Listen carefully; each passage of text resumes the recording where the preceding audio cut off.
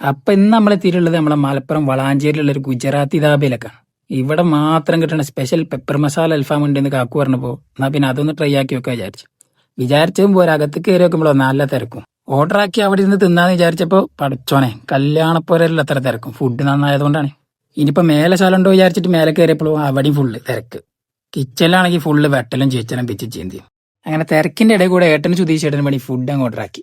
പിന്നെ ഒരു അരമണിക്കൂർ കാത്തിക്കാൻ പറഞ്ഞു. അരമണിക്കൂറിൽ എന്താക്കും വിചാരിച്ചിരിക്കുമ്പോഴാണ് നിച്ചങ്ങായി എന്റെ കാറിനൊക്കെ ചെരുപ്പെടുക്കാൻ വേണ്ടി നമ്മള് ചീനത്ത് പോയി. കണ്ണാടി കണ്ട ചുണ്ടോപ്പിട്ട് ഇങ്ങോട്ട് ഒരു പോസ് കൊടുക്കണം, അത് നിർബന്ധ. പിന്നെ ചെരുപ്പ് തപ്പലോട് തപ്പല്. എന്നാ പിന്നെ ഞാനും നെൽപ്പാക്കാൻ വിചാരിച്ചൊരു ചെരുപ്പെടുത്ത്. എനിക്ക് ഉറപ്പ് അതോ എനിക്ക് പറ്റും. ഇതെങ്ങനെ ഉണ്ടാകുമോ? സെറ്റല്ലേ? എന്താണ് തമാശയാക്കാണ്?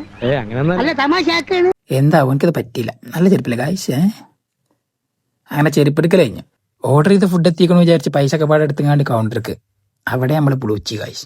ഫുഡ് റെഡി ആയിട്ടില്ല, കാത്തിരിക്കണം പോലും. അങ്ങനെ അവസാനം നമ്മൾ ഓർഡർ ചെയ്ത് സാധനം കിട്ടി കായ്സ്.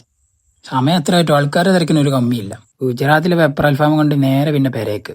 അങ്ങനെ പയച്ച് ചീരളിച്ച് പെരേക്ക് എത്തി. പ്ലേറ്റും ഗ്ലാസ്സൊക്കെ പോട്ടെ സാധനം പുറത്തേക്ക് എടുത്ത് പൊട്ടിച്ചപ്പോ എന്റെ പൊന്നാളിയാ പെപ്പറിന്റെ മണം മൂക്കിലടിച്ച് എണ്ണായിപ്പോയി. ഇനി നോക്കാനൊന്നുമില്ല, ചെമ്പിലുള്ള വലിയ ഭീഷണി ഞാൻ പൊക്കി. അങ്ങനെ എല്ലാവരും തിന്നാൻ തുടങ്ങാനുള്ള തയ്യാറെടുപ്പിലെത്തി. നമുക്ക് തിന്നാം. ബട്ടർ നാനും കൂട്ടി പെപ്പർ ചിക്കനും ഒരു കഷ്ണം ചിക്കി പറിച്ചിട്ട് വേറെ സ്പെഷ്യൽ മസാലയും കൂട്ടി കണ്ടൊരു പിടി പിടിച്ച് എന്റെ പൊന്നും മക്കളെ മസ്റ്റ് ട്രൈ ചെയ്യാം.